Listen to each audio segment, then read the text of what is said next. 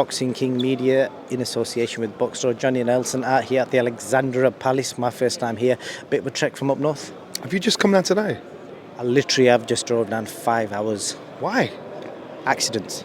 Oh, really? All right. Well, that's it. I came yesterday. I had a bit of business on in London anyway. But looking forward to this. Being on a Sunday.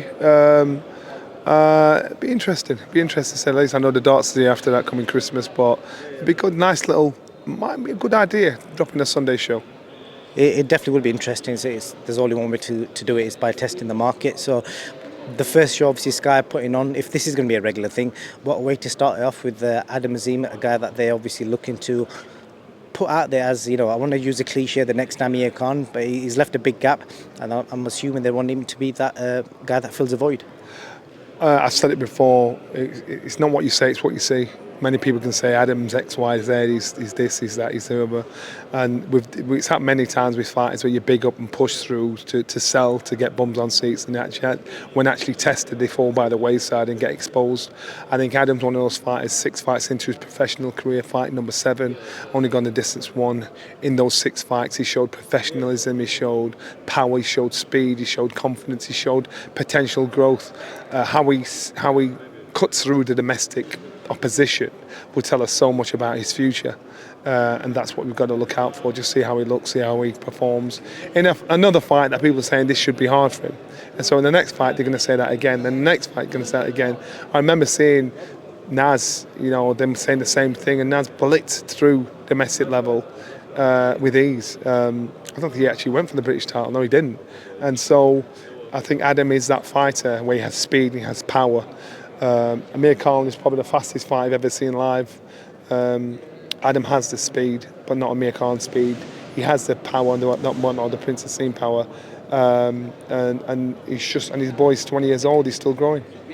Where does he go next? Because like you touched on there, Naz blitzed through the domestic level. If he does the same to Ryland Charlton, really the levels are only up, and the fights after Ryland are going to get hard. That might just happen. Why are you doing that, man? He's bringing out the peanuts right next to me.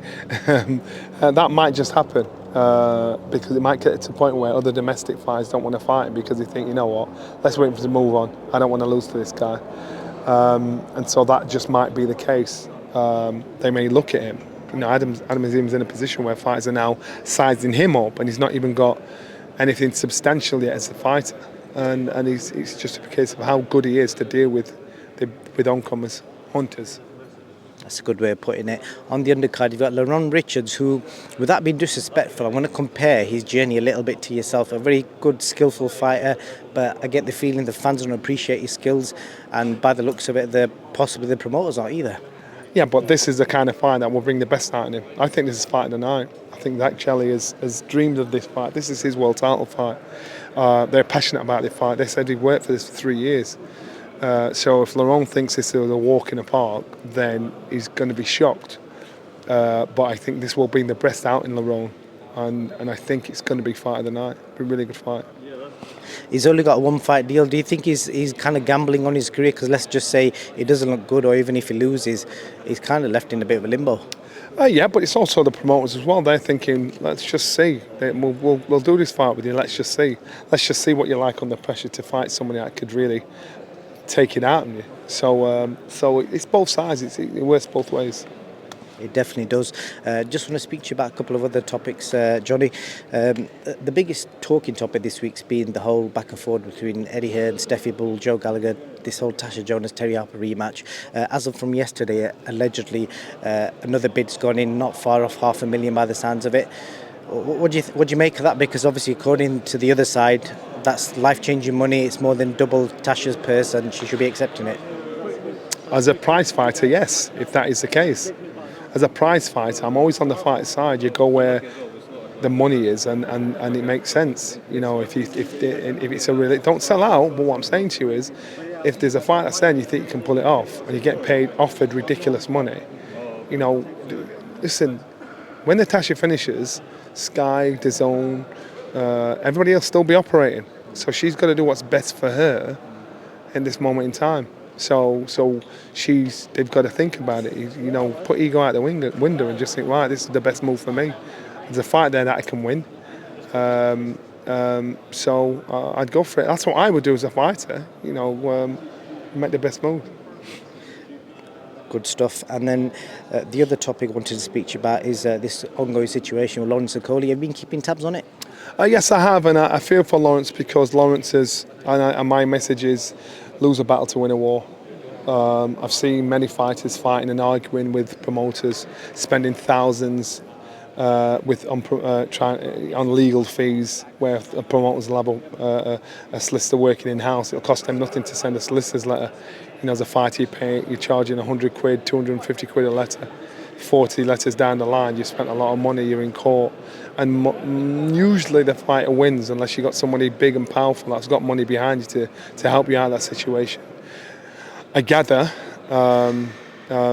he has one fight left in his contract he doesn't want to honour. Eddie's saying he's done right by him, look what he's done for him, I hear what he's saying. Lawrence is not happy. Lawrence has not really exposed the things that he could expose. He's basically saying, look, don't let me start talking. My advice is this is a time in your career where you should be developing as a fighter, getting better as a fighter, opportunities, career-wise and everything. Don't waste time, man. It's been February since he last boxed. And I'm not saying, just do what Eddie wants. Do the one fight, get it over and done with. So you say, right, then our business is done and move on.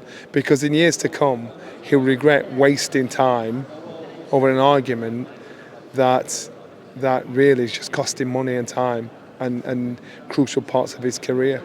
I don't know what the beef is, but what I do know is, Lawrence, you're a fighter.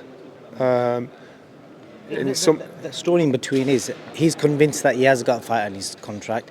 When I spoke to Ben Shalom last week, and Ben's convinced he hasn't got a fight. Well, if he hasn't got a fight, Eddie said he has. Well, if he hasn't got a fight, then suffer the consequences. And potentially, if Eddie's got a case, he'll sue him. If he hasn't got a case, he can't sue him. Just fight, and that's it.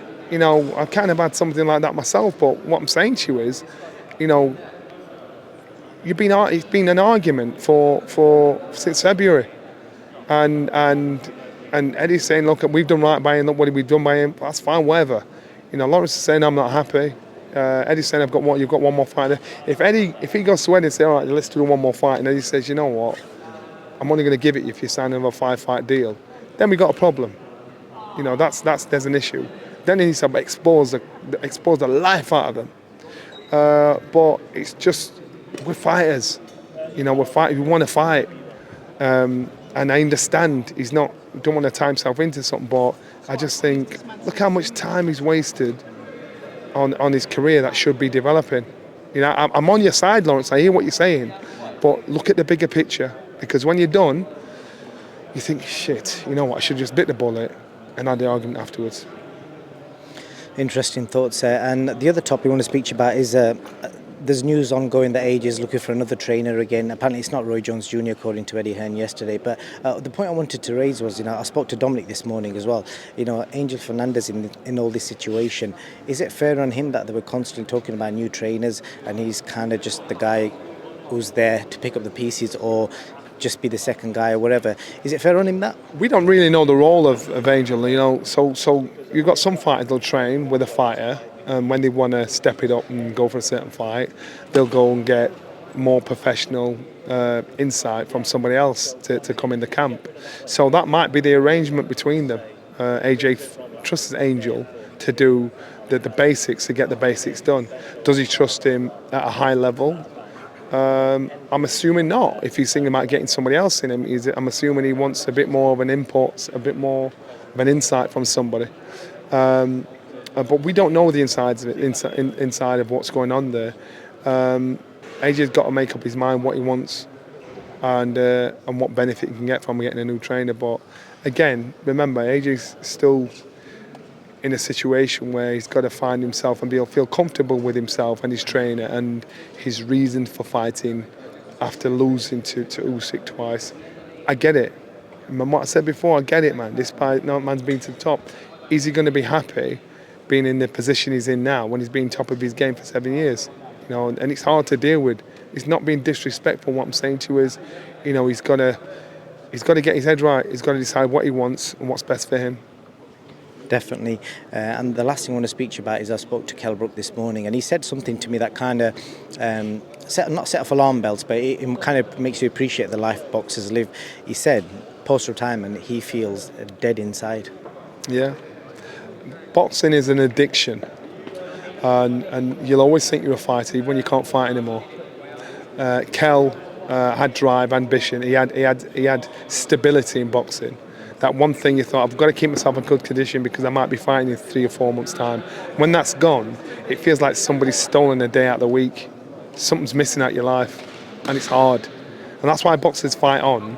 And people say, why are you fighting? It's an addiction. So you've got to find a new thing to inspire you, your life, and your ambitions. And you're going to try everything. And that's why you get some fighters, they'll end up drink, drugs, gamble, whatever, because they're trying to get that same rush to get when they box.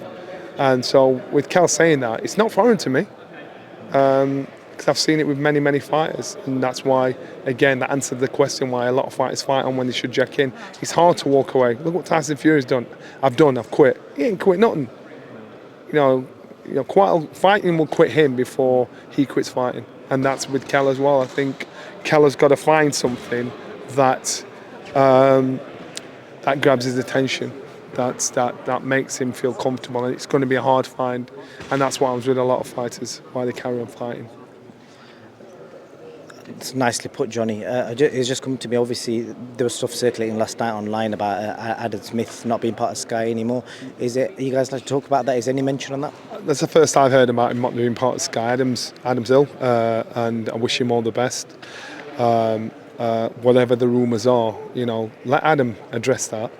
And all we've got to do is wish him all the best. And Adam's been a good friend of mine for 20 odd years, and so.